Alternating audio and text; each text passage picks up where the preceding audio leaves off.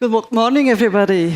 Dear colleagues of the Flanders AI Research program, dear other researchers from academia, from companies in industry, other organizations, a very warm welcome to this research day. When last time you put an appliance and wanted electricity, did you wonder if it really would deliver you the right voltage? And the last time you used an AI model, did you wonder whether it would really give you a trustworthy answer? I think for most people, there's still a difference in the two ways of using either electricity or an AI model. And that's why everywhere in the world, but also, especially here in Flanders, also, we are with a lot of researchers looking into how can we make AI more trustworthy, more usable, more applicable for everybody.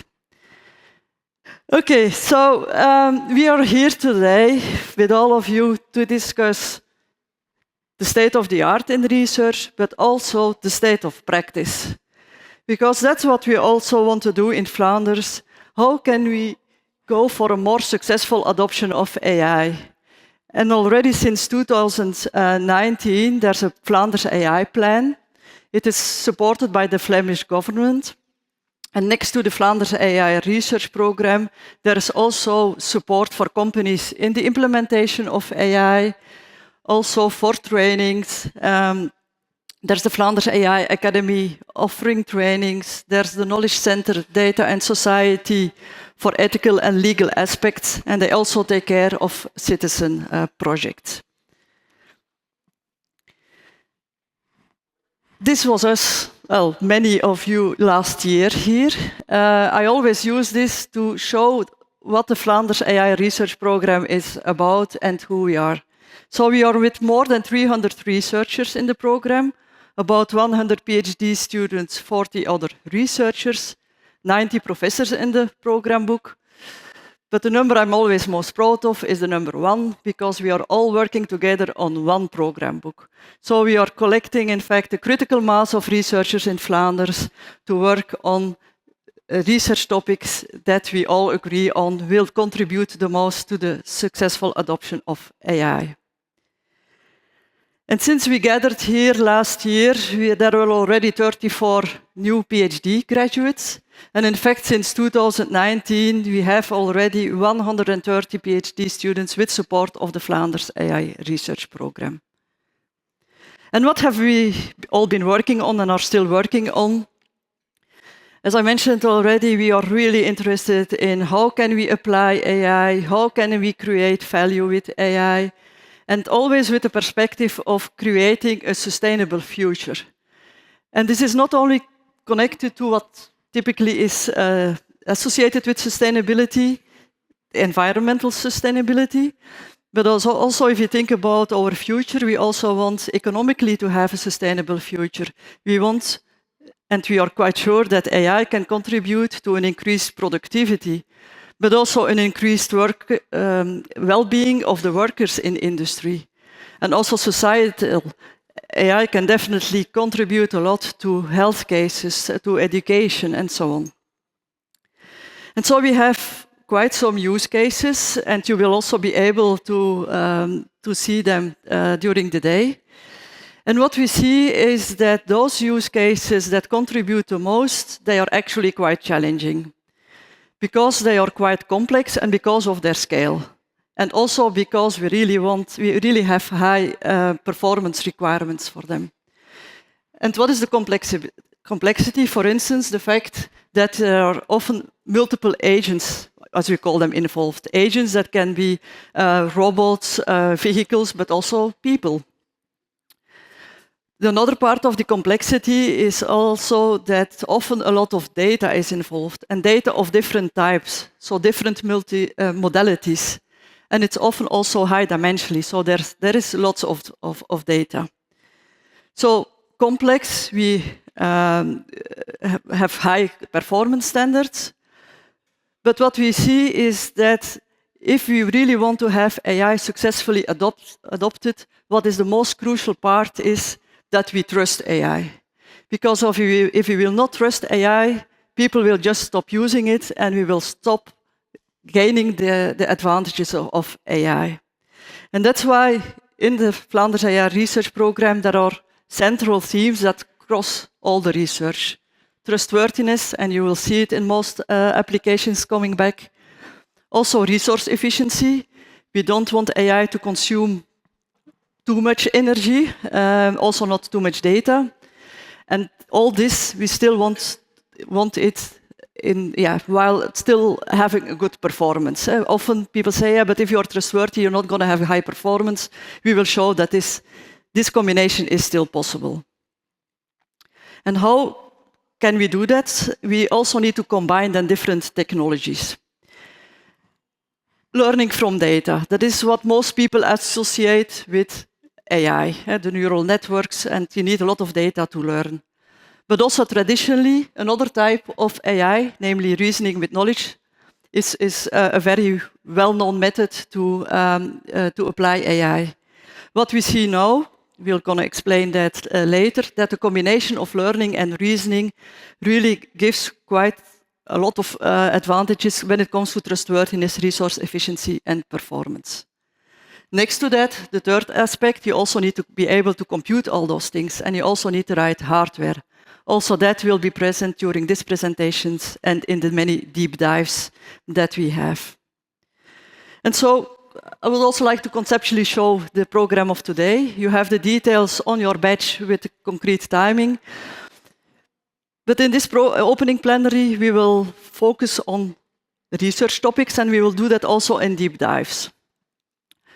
During the lunch, well, we have an early lunch at 11:30, but it's combined with the posters and demo sessions. Demos, you already see them.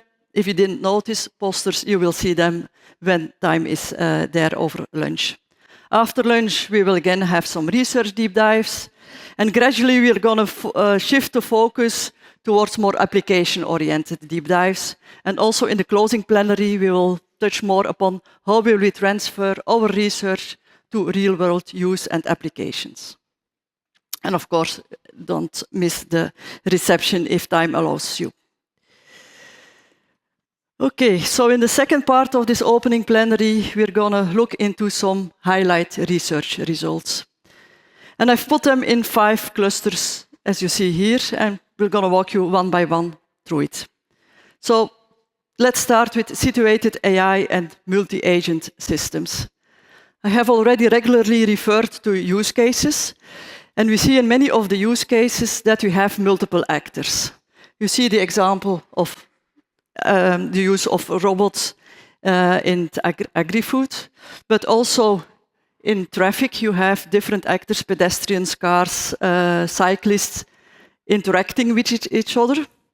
In industry, you also definitely have what you call AGVs, autonomous guided vehicles, drones, robots, people interacting and collaborating, preferably.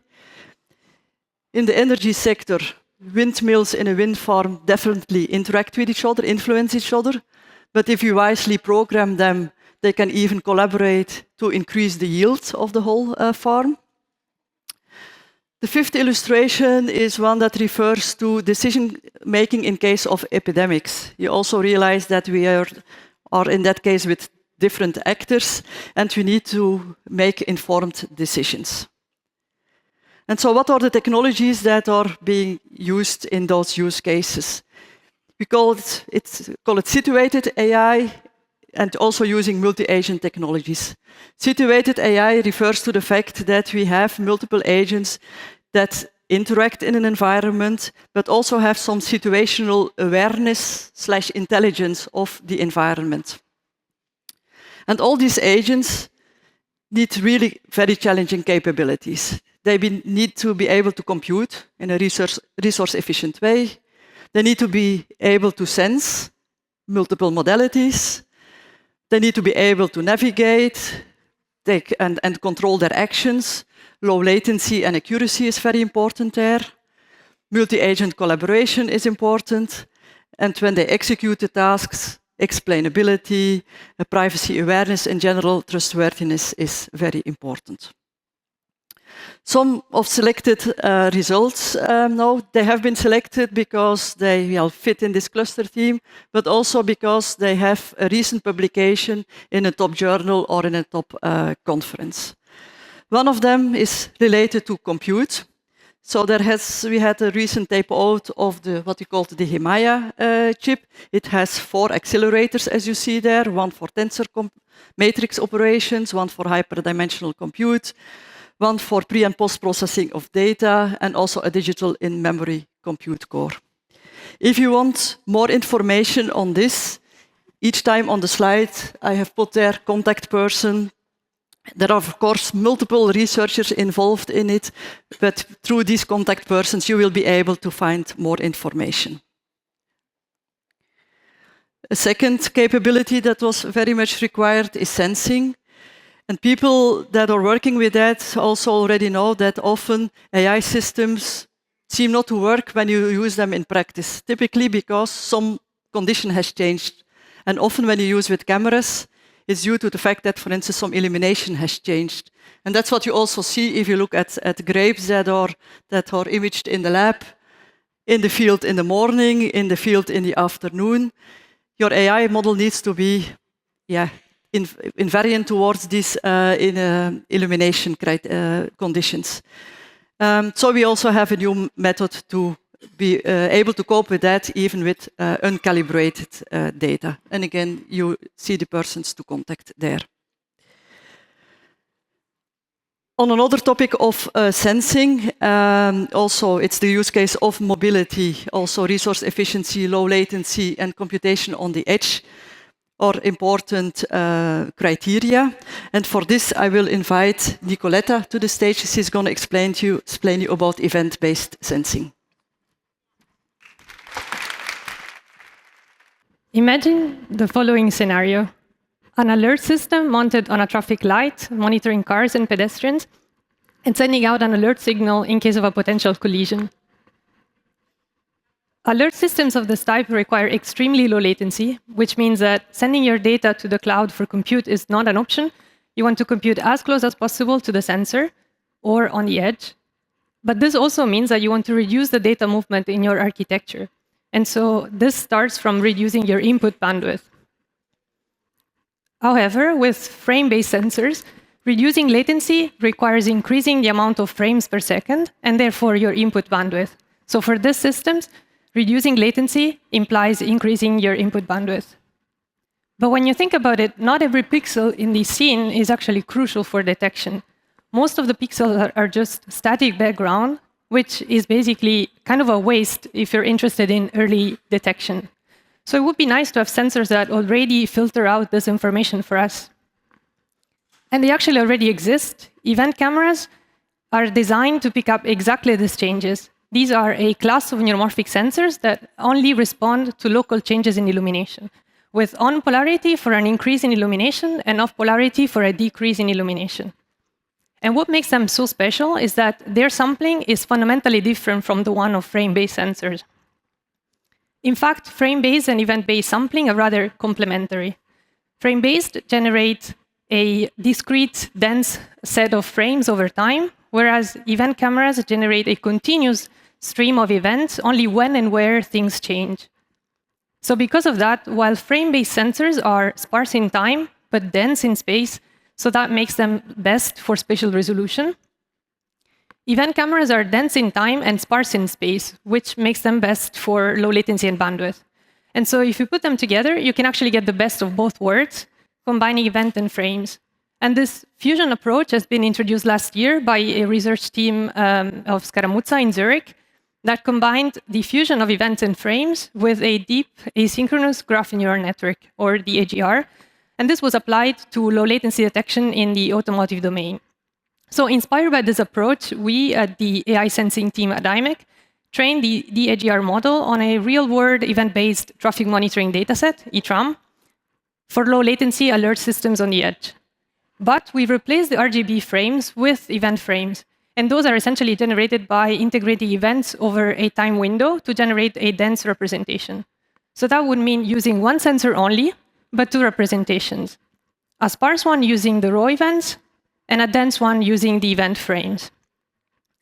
We saw that we can detect objects in traffic monitoring scenarios using event and event frames. We achieved low latency detection.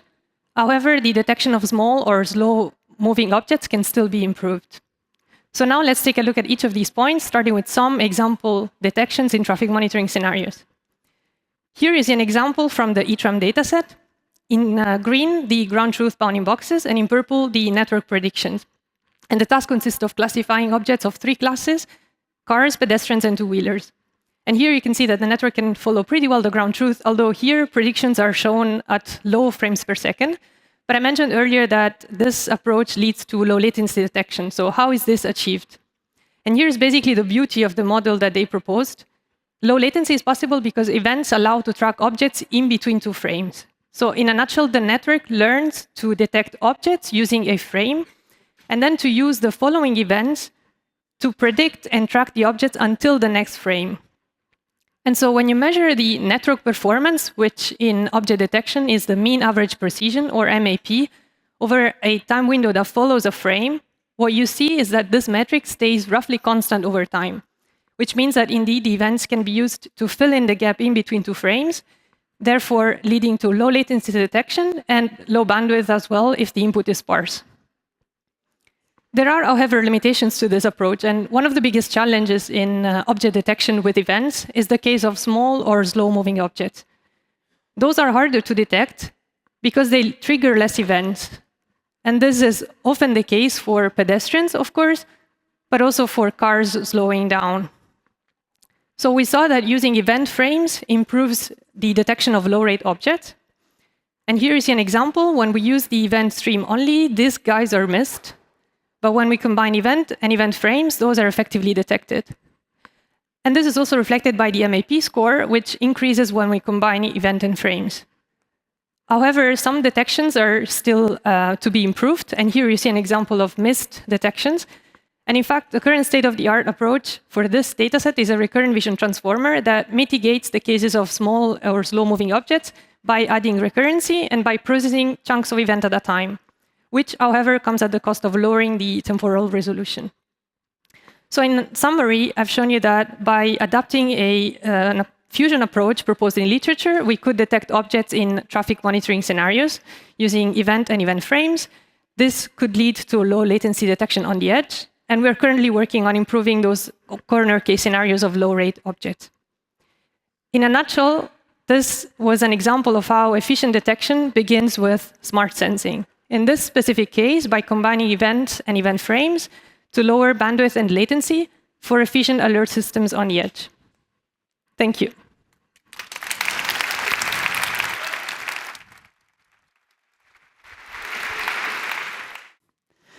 Still within the cluster of situated AI multi-agent systems, next to computation and sensing, there's also the capability of being able to navigate. So we also have a new method. Yes, thank you. That allows to navigate, or allows to navigate AGVs in unseen places without pre-training. Again, for more information, contact the people at the bottom of the slide. Explainability, trustworthiness is also very important. Natural language explanations or explanations that give the user really in a natural language an explanation. For instance, in the example here, why is this picture classified as a menu? Because it shows items and prices, including price information and so on. And we have a method that is able to do that zero shot, so without labeled data. Epidemic decision making is another, let's say, application of multi-agent systems where we have worked, or the researchers mentioned here, have worked on a decision support system with reinforcement learning that allows to take into account multiple criteria, collective decision-making with multiple agents, and also taking into account that expertise evolves over time. And so there's gradual increasing insights with experts, so you need to be able to cope with new insights and forget about older insights. And of course, explainability and fairness is also here very important. Another use case in which we can talk about multi-agent collaboration is what we call collaborative learning, in which people can collaborate with AI systems in learning. To know better how to do that and how you can also include the human aspects and the human data in it, I will ask Elias to explain that more in detail to you.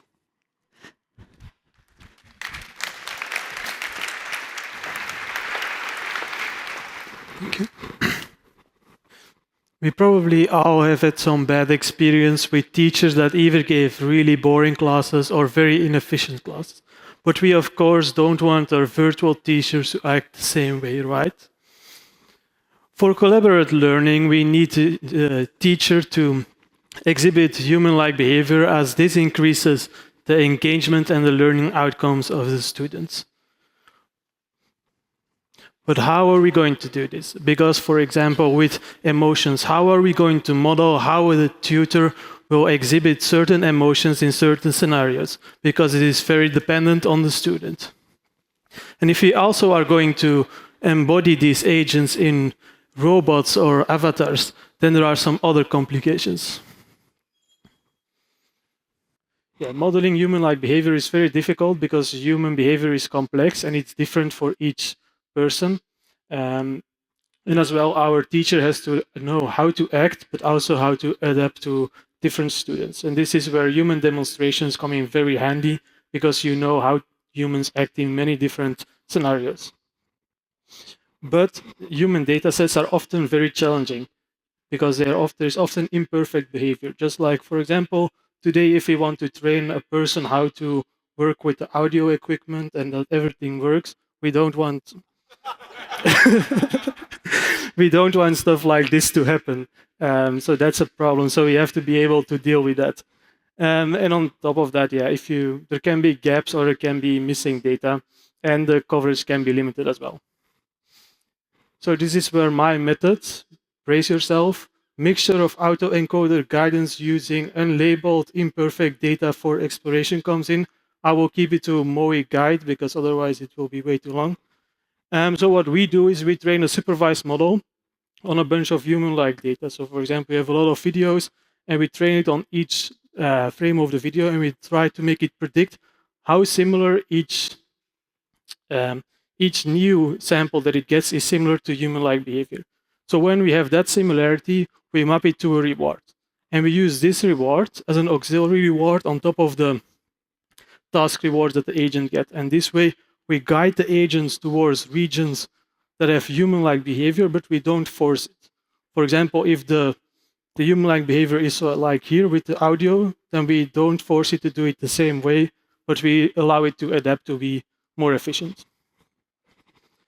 And by doing this, our model is both able to deal with imperfect data as well as incomplete data. So now I will first go into a bit deeper in the design choices of MOE Guide, and then I will show some results under imperfect expert and with very limited data. So there are a couple of ways how you can model human-like behavior. One is behavior cloning, and here you just use the data set that you have of human-like behavior, and you try to find patterns in it on how to act human-like. There are a couple of problems. You need a very high-quality data set that covers a lot of different scenarios. And you are also, it's very hard to outperform the human expert that created the data sets. And then on the other side, you have reinforcement learning. And this agent learns through interaction with an environment. So you don't need the data set at all. And by doing that, it's able to outperform a human expert. But it has a big disadvantage that now you need to model all the human-like behavior in the form of rewards yourself. So you have to define yourself, if I act like this in this situation, that's good or bad, which is very difficult. So why not combine them? As you might have noticed during the talk, both of the pros of the other methods counter the con of the other method. So if you combine them well, you probably can have a method that has none of these cons. And that's exactly what MOE Guide tries to do. So we evaluated our method in an environment like this, where we have a robot in a realistic physics engine that has to perform a certain task, and then we give it an extra reward to act similar to a data set that we provided MOE Guide. So now we'll go over to some results. So when we see with an imperfect agent on this chart, you can see that the rewards that are shown are relative to the expert. So the expert has a reward of 1 here on the graph, and then normal reinforcement learning is quite a bit worse than the expert. But then the baseline that we have used of the state-of-the-art method is only able to outperform it by a little bit, while our method is able to outperform it quite a lot. And this allows us to improve on imperfect behavior quite well. And then our method is also very good at dealing with very limited data. So the result that you saw before was with only 20% of the data. So that means that we had 1 sample, then the next 4 samples we discarded, then we used the next sample, and so on. So it only used 20% of the data, and then even with that, we see that we can outperform the expert by quite a lot. And then we went even further, and now we took 1 sample and thrown away 24 of the next samples, and then took the next one, and so on. So it was very sparse data, but our agent still was able to learn a lot from it because we only had like a small drop in performance. So to sum up, MOE Guide is able to work with limited data, imperfect data, and incomplete data. And these are exactly the challenges that you have with human data sets. So to summarize the presentation, we need AI tutors to have human-like behavior. And by showing by MOE Guide, we can do that even with the challenging human data sets. And this way we can support students more naturally and by acting more reasonable like humans and moving more human-like. And this hopefully will improve the engagement and learning outcome of the students. So MOE Guide is 1 step forward to having more human-like teachers and training partners so that students hopefully don't have the same experiences that we had with tutors that are boring or inefficient classes.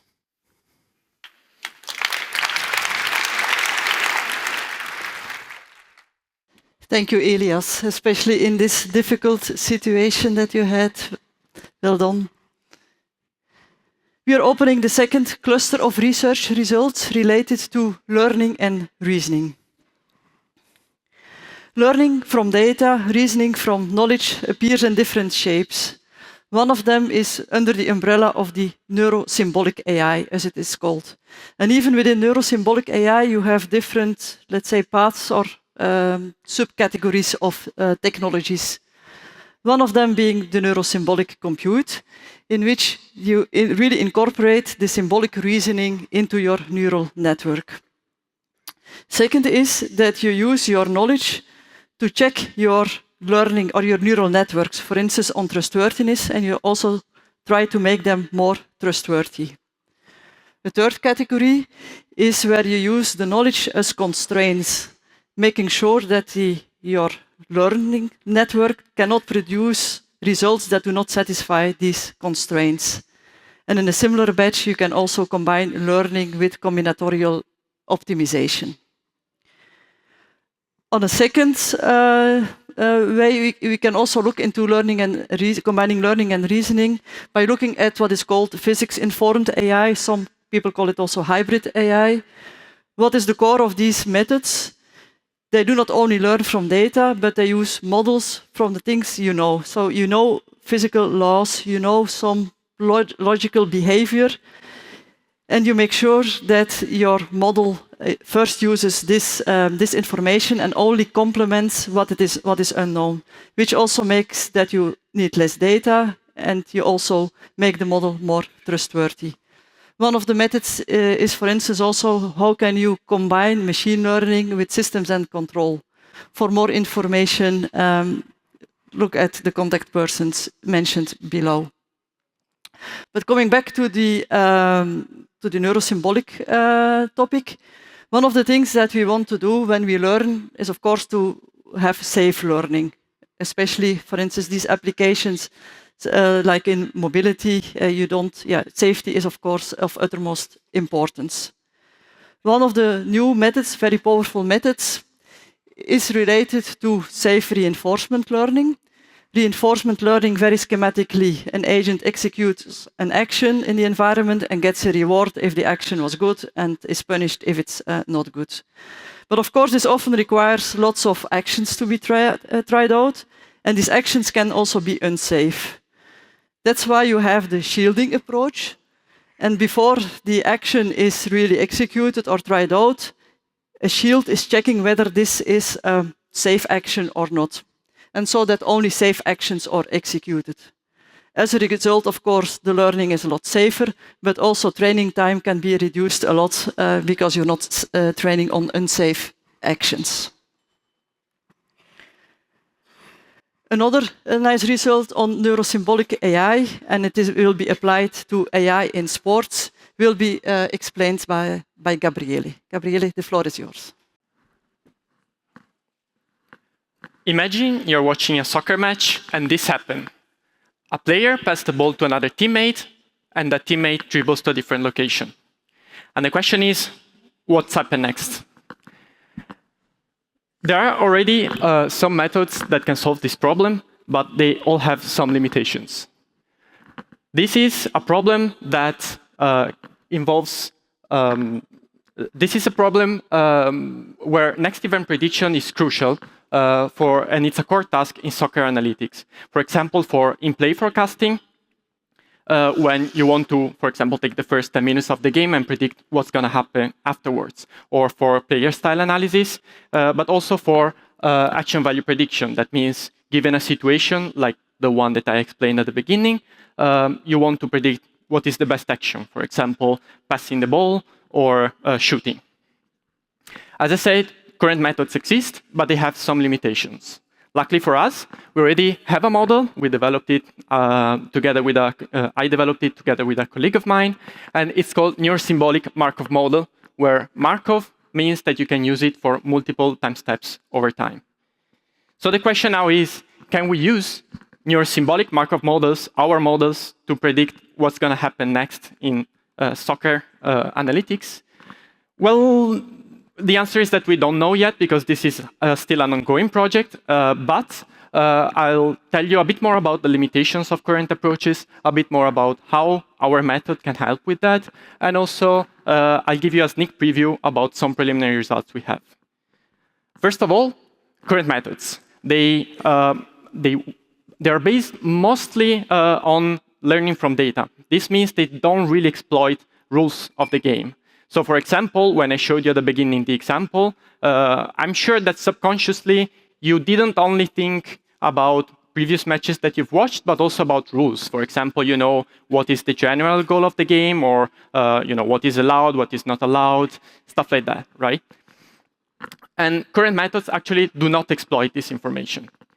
Secondly, they only partially exploit the sequential nature of time. This means that often they consider only short time horizon, and when they consider longer time horizons, then it's often with strong limitations. And third, they cannot handle hybrid domains. And hybrid domains means that they cannot handle both continuous and discrete variables at the same time. Now, this is good news for us, because our models shine exactly where the current methods have limitations. And so, first of all, as Sabine was saying, neurosymbolic means combining learning and reasoning, where learning means learning from the data, like the current methods, and reasoning means reasoning about the game rules. Moreover, we're able to model time explicitly, being a Markov model, and this means that we can train on longer time horizons, but also being able to predict for longer time horizons.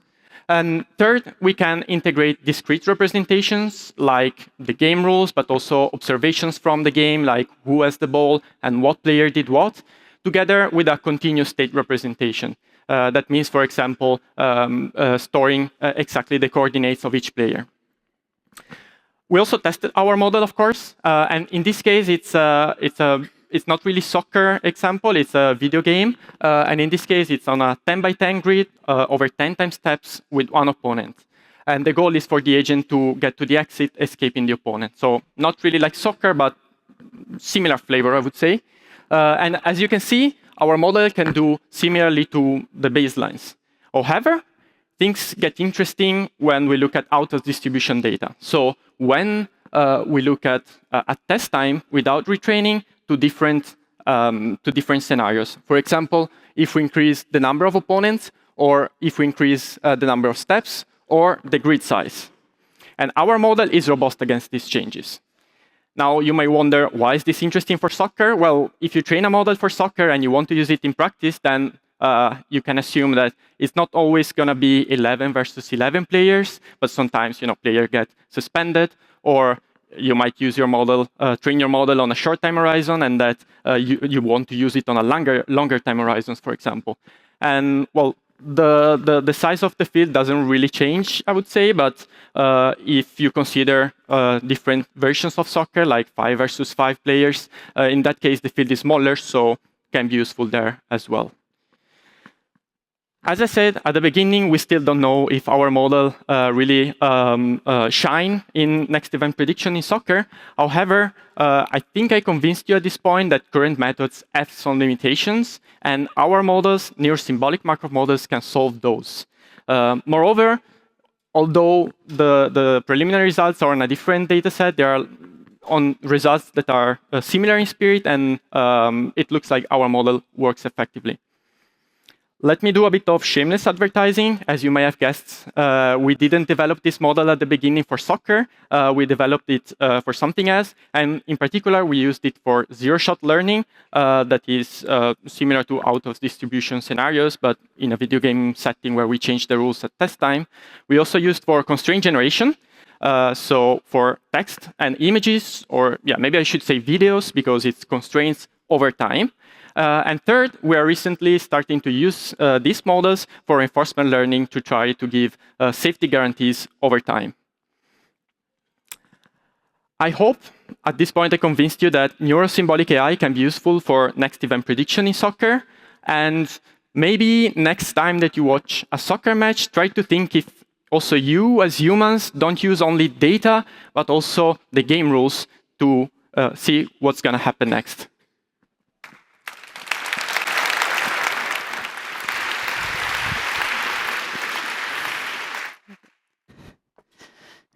And I hope you all see that this is not just a toy tool, but that in fact it applies to any other situation, also in industrial applications where you need to predict next events, as is the case also as illustrated here with the soccer game.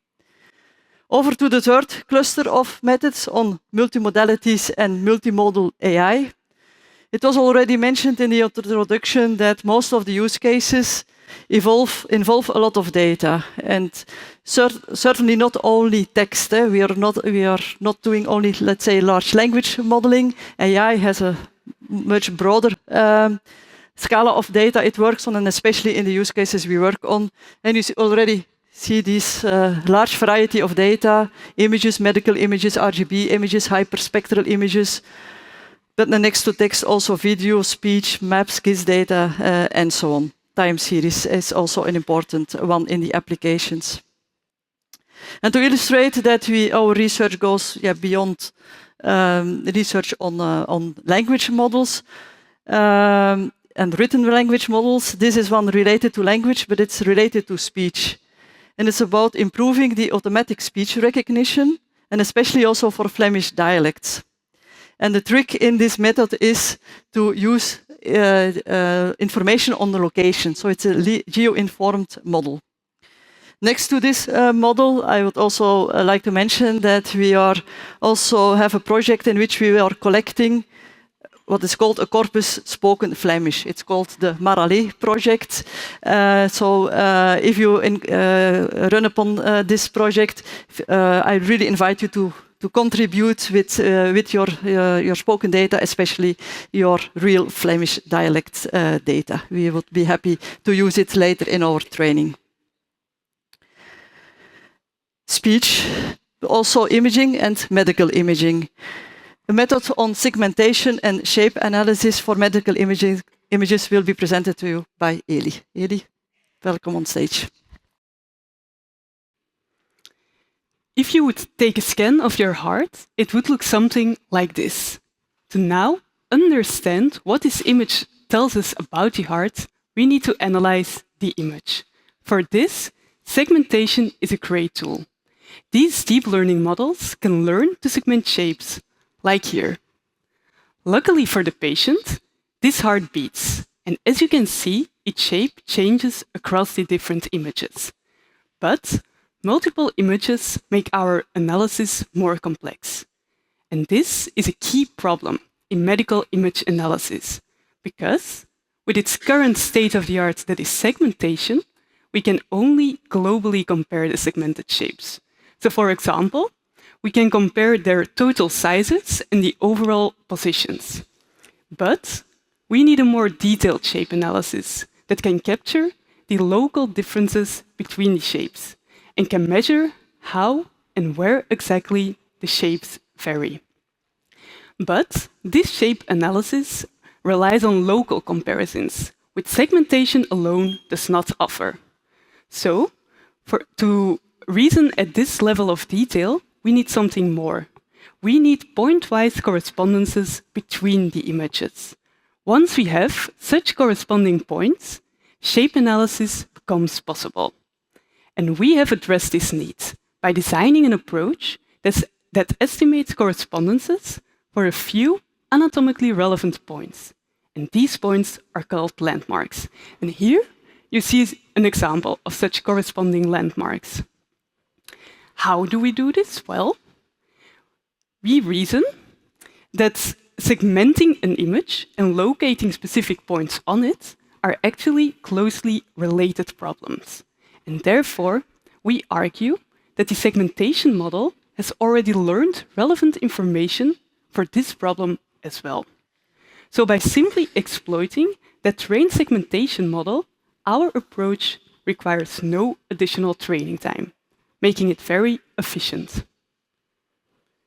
In the next few minutes, I'll give more details of our approach, and then we'll see some exciting initial results on 2 real-world applications. So our approach consists of a few simple steps. First, we require that the relevant landmarks are labeled on one single image, so we minimize the label effort. Then, for each image, we extract its deep feature maps from the trained segmentation model, since these maps contain useful representations.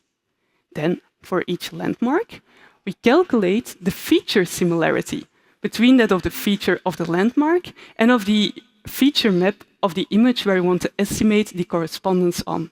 And here you see an example of such a similarity map. Finally, we locate the most similar points as a corresponding landmark. So, this is our approach in a nutshell. Let's now see it in action. And here we come back to the heart.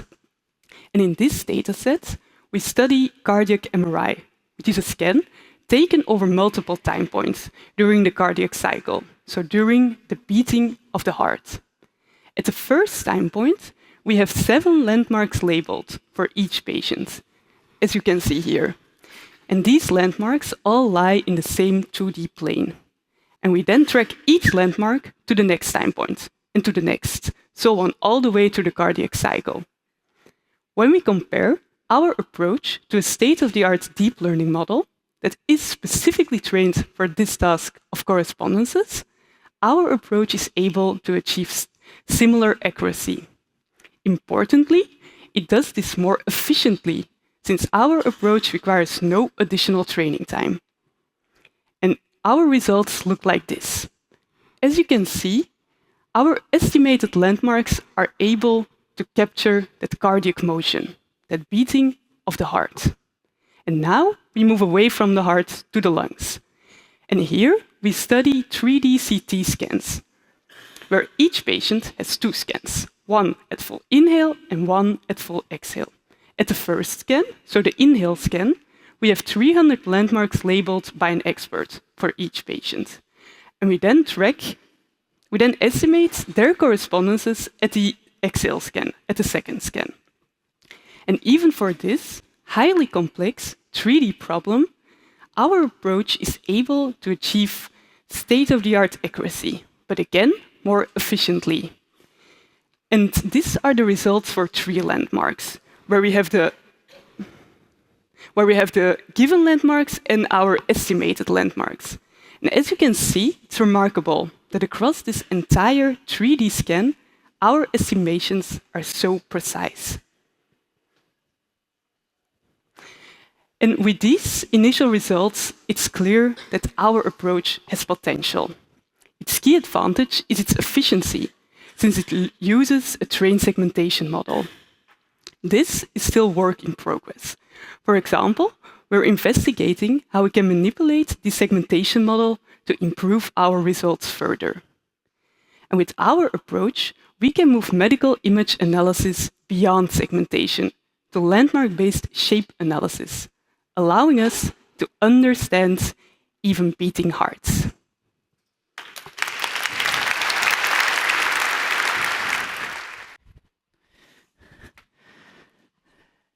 Still in the area of healthcare, another application, as you see here, is on epileptic seizure detection and sleep detection, doing this at home.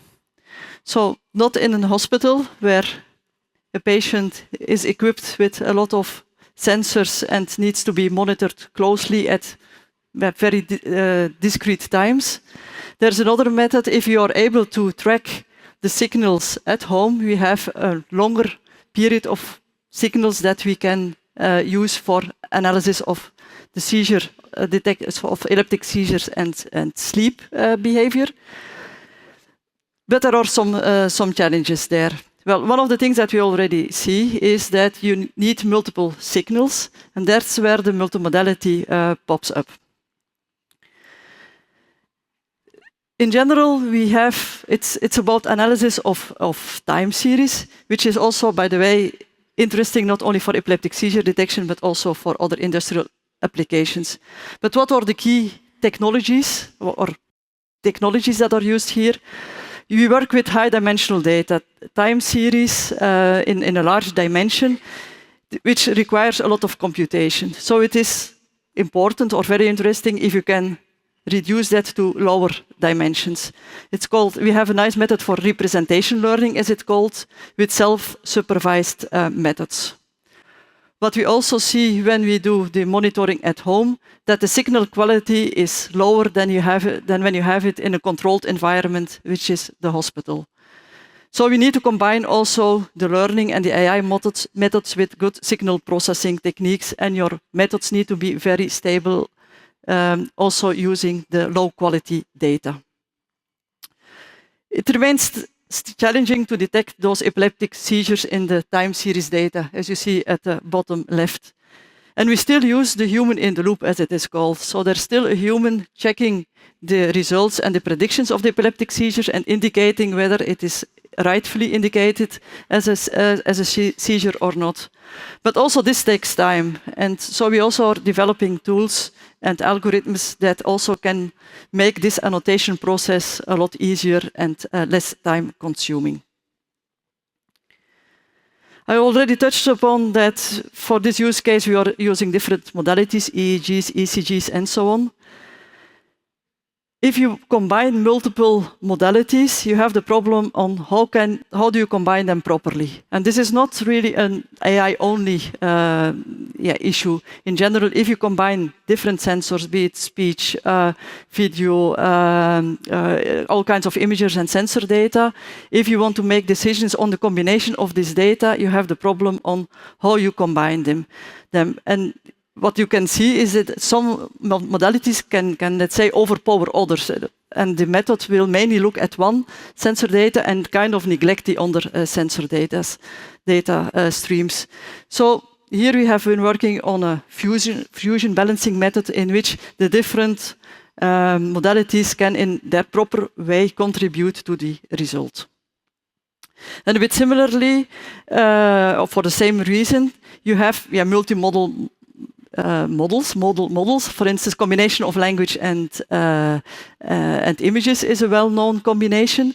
But what we see there, if you look at large language models that use images, the language is still, or the text is still overpowering the image. So if you ask a large language model some information of an image, it will mainly reflect on what it has learned from its text than looking into the image. Here is a method in which we can help those language models with segmentation, self-supervised zero-shot, in which things like bikes and dogs and the sidewalk in the first image can be detected and can be used into the vision and text language models to improve the combined reasoning on both modalities. I realize lots of things are still to be mentioned about all these research areas, and so luckily we also have the deep dive sessions coming up after this session. We still have 2 clusters to go here. One is on large language models. Yes, they are. It's not that we are not doing anything on large language models in the research program. I can say we are not developing or creating or training the really large language models. But if you want to apply them in a good way, you really need to know their inside out. You need to know how they work, and also you need to know how you can apply them in a trustworthy way and in a resource-efficient way. So the studying of large language models and how to use them in conversational agents is also part of the research program. And I will first ask Victor to explain how he is using large language models in the use case conversational agents, and a very specific use case in which there is a training on communication skills for students, doctor students, not doctoral students, but medical students, in which they can learn their communication skills not only by talking to real patients, but they have an avatar or an AI model in which they can train with really lots of cases. More about that as a concept, but specifically the method that is used in this by Victor.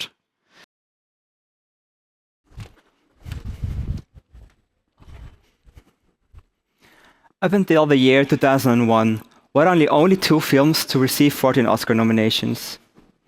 Do you know the answer? Well, I asked Gemma 2 27B, a language model created by Google, the same question, and I did it in the following way. I gave it 2 options, an option A that has the right answer, All About Eve and Titanic, and an option B that has the wrong but a plausible answer, in this case, An American in Paris and Gigi. The language model answers correctly, so it knows how to distinguish a correct fact, this correct fact, from the plausible but incorrect alternative. What if I add a little sentence in there? For instance, I'm sure the right answer is An American in Paris and Gigi, but I'm not sure. Now the language model answers incorrectly, but come on, Gemma, why is your knowledge of fact influenced by my opinion what might be the right answer? This is what we call factual sycophancy. And factual sycophancy is problematic because we directly or indirectly rely on the knowledge of these language models, but we don't know how their factual accuracy can be impacted by the social and contextual framing of our assumptions. In the ideal case, we have factually trustworthy and robust language models.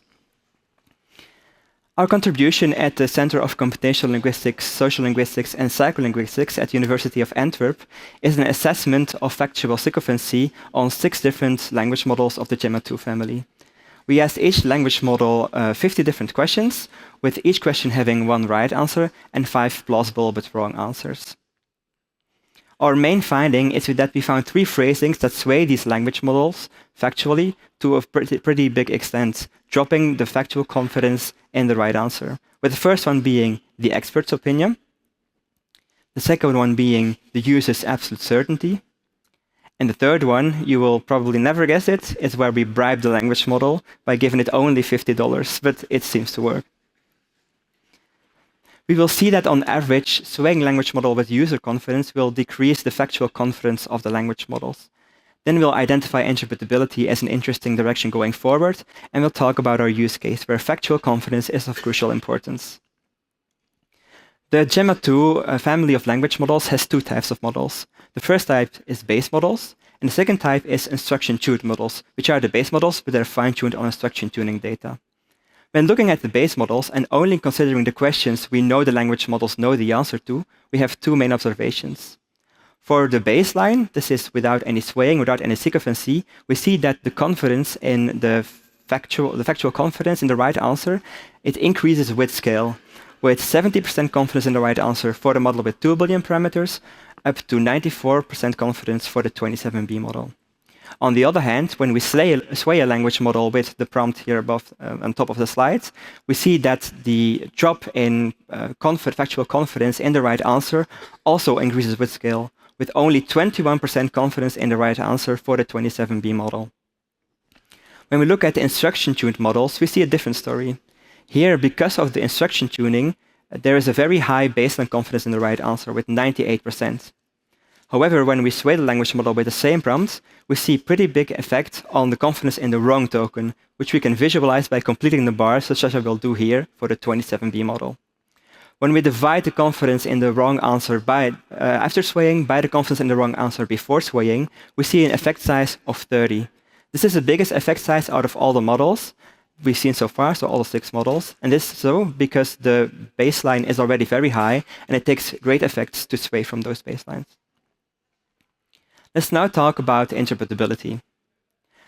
Our experiments are what we call behavioral probing. We carefully construct some inputs and then look at the outputs of the language model. But there's much more interpretability to explore, which is the topic of my PhD. For instance, there's a very interesting and relatively new approach in interpretability called mechanistic interpretability, with the ultimate aim of reverse engineering language models. They offer us tools, views, and paradigms to look at model internals, and they might explain us with the model internals why this sycophancy happens. Finally, we'll discuss our use case on conversational explainable systems that emphasize the need for factual confidence. In this use case, we created a critic LLM that can give feedback to student doctors based on the transcription of such a consultation. Now imagine during the consultation, the student doctor says something like, "Oh, I think you should take 10 grams of paracetamol every day, but I'm not sure." This is lethal, by the way, but do you recognize this kind of phrasing? This is exactly the kind of phrasing we saw in the beginning to have an influence on factual confidence, and we cannot let that happen to critic LLMs when it gives feedback to student doctors. To conclude, we saw that we can sway language models of all sizes and training regimes by simple user confidence statements. And we found 3 such statements to have a big influence on model confidence, which are users' opinion, users' confident opinion, the expert's opinion, and bribing the language model. We then found our experiment to be behavioral probing and identified mechanistic interpretability as an interesting direction going forward. Finally, we discussed our use case, where factual confidence is very important for a critic LLM, and we cannot let it be influenced by sycophancy. These 3 phrasings I mentioned will not solve everything instantly, but combining them with interpretability will probably bring us one step forward towards robust and trustworthy LLMs. So hopefully in a not too distant future, we will no longer be able to sway language models, and not even by bribing them.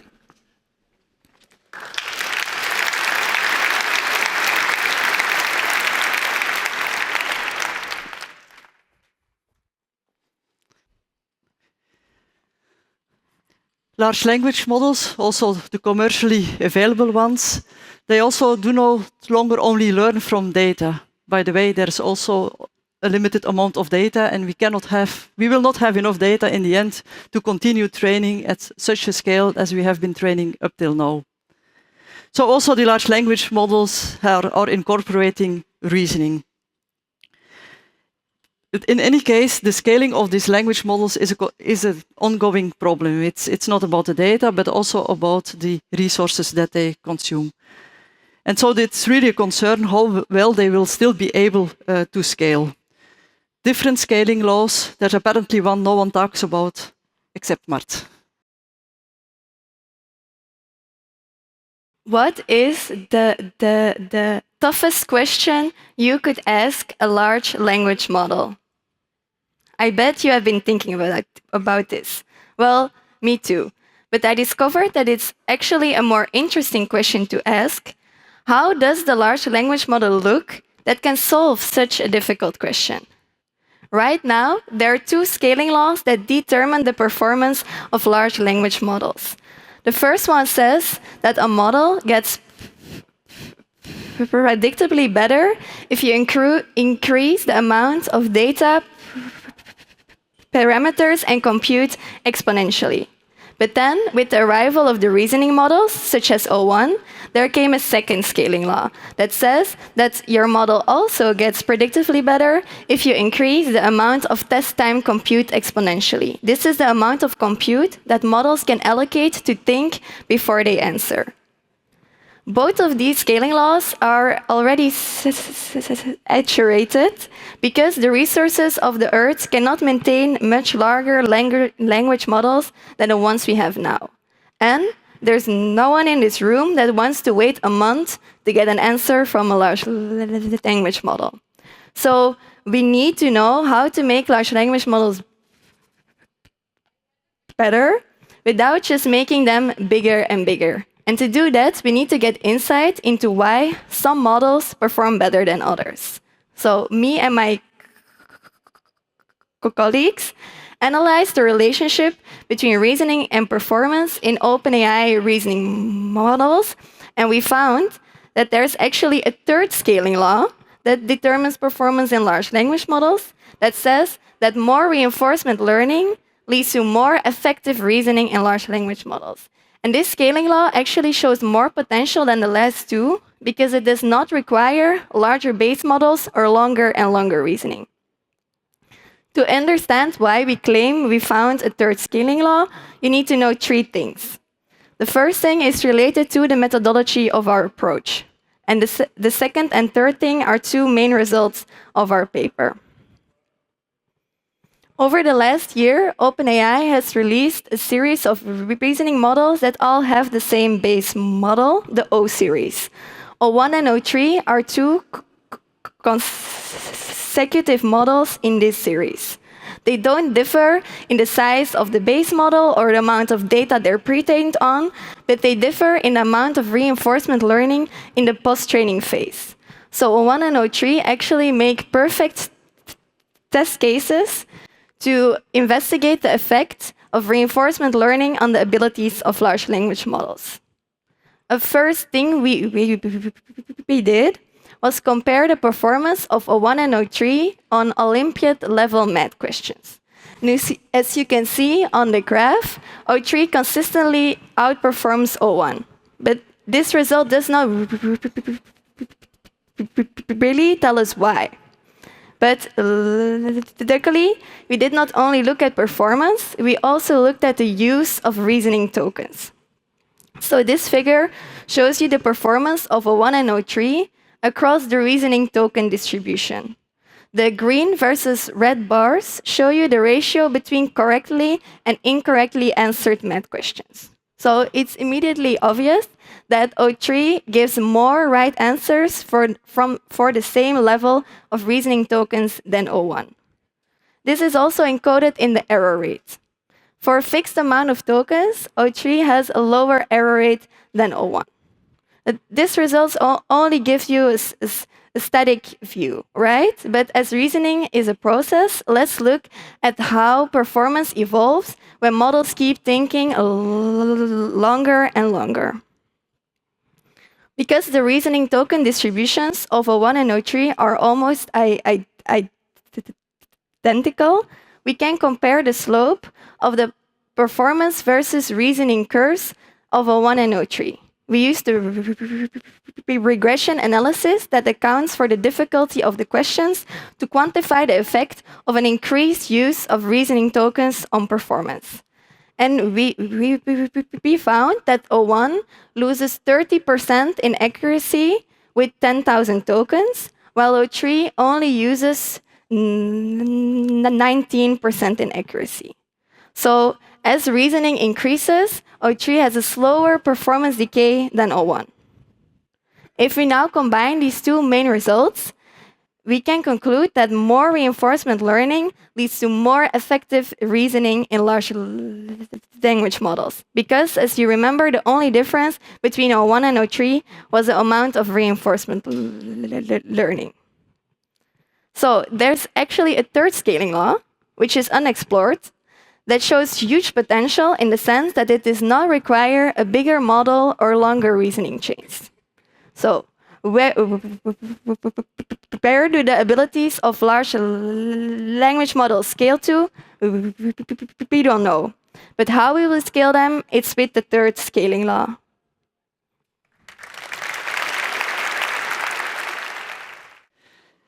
It's probably clear already by now that many of these methods, technologies, AI methods, require a lot of computational effort. And so it's also an integral part of the Flanders AI Research program to look into how can we compute things in a more efficient way, and how can you also develop hardware that is able to do these computations and together in a very efficient way. During this opening session, I will highlight one computational topic. It's on tensor computations. People working on this know that tensors, or let's say a core mathematical aspect, and computations on tensors are the basis of lots of neural networks. We have, we researchers in the program have developed powerful methods, and they are available in an open source library, which is called TensorLab Plus. The second topic on computation I was talking about, how can you combine then computation and hardware? We'll ask you to stay for the closing plenary for that if you have time or are interested. So the evening session or the closing plenary will start with a topic on computation, and will then continue also with giving examples on how are we applying all this research into use cases, other projects and spin-offs. For the opening plenary, we are closing with this summary of the research highlights and clusters. Also showing, and that will hopefully be clear during the day, that collaboration is a key element in the program.